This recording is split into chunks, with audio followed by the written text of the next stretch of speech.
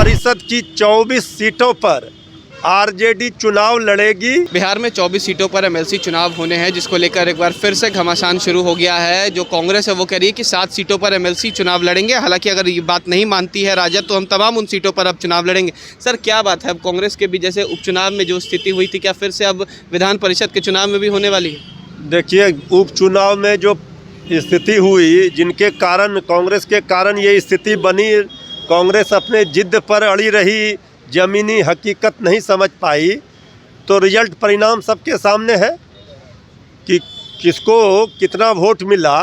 ये तो सब अब सबके सामने है। विधान परिषद की 24 सीटों पर आरजेडी चुनाव लड़ेगी।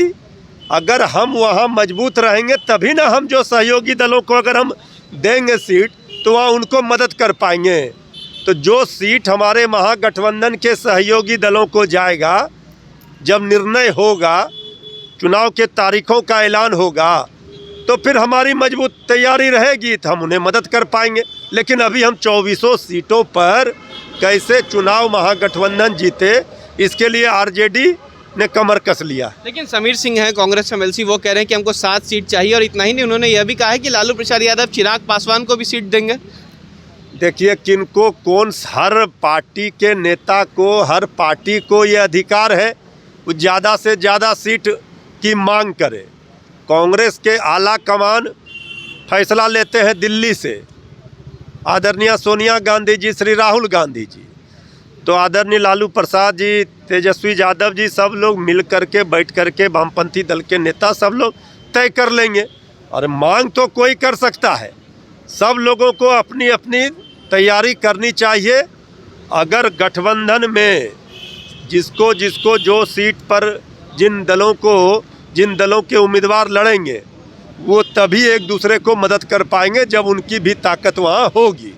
इसलिए अभी इसका कोई मायने मतलब नहीं है। अच्छा, एक आखिरी सवाल है कि शराबबंदी कानून पे फिर से फजीहत हो गई है बिहार सरकार की। सुप्रीम कोर्ट कह रही है कि लगातार जो फाइलें आ रही हैं उसमें सिर्फ शराबबंदी के केस आ रहे हैं, जिस वजह से हाईकोर्ट पर दबाव ज़्यादा पड़ रहा है। देखिए, लगातार फजीहत पर फजीहत सरकार की हो रही है, लेकिन आदरणीय मुख्यमंत्री जी अपने जिद पर अड़े हैं।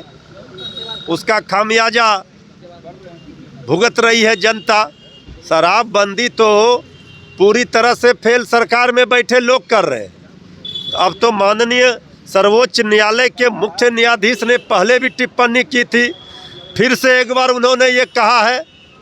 तो अब तो सरकार की आंख आदरणीय मुख्यमंत्री जी की खुलनी चाहिए।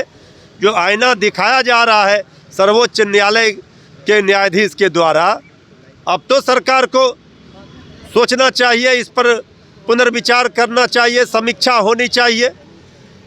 चलिए, ठीक है, शुक्रिया। तो ये थे हमारे साथ मृत्युंजय तिवारी, जिनका साफ तौर पर कहना है कि बिहार में निकाय चुनाव को लेकर भी उनका कहना है कि जिस तरीके से कांग्रेस बातें कर रही है, अगर महागठबंधन इंटैक्ट नहीं रहेगा तो कोई नहीं जीत पाएंगे। वहीं शराबबंदी कानून को लेकर भी कह रहे हैं कि सरकार की लगातार फजीहत हो रही है, फिर से मुख्यमंत्री को समीक्षा बैठक करनी चाहिए। फिलहाल खबर में सिर्फ इतना ही। आप हमारे साथ बने रहें और देखते रहें DTV भारत। नमस्कार।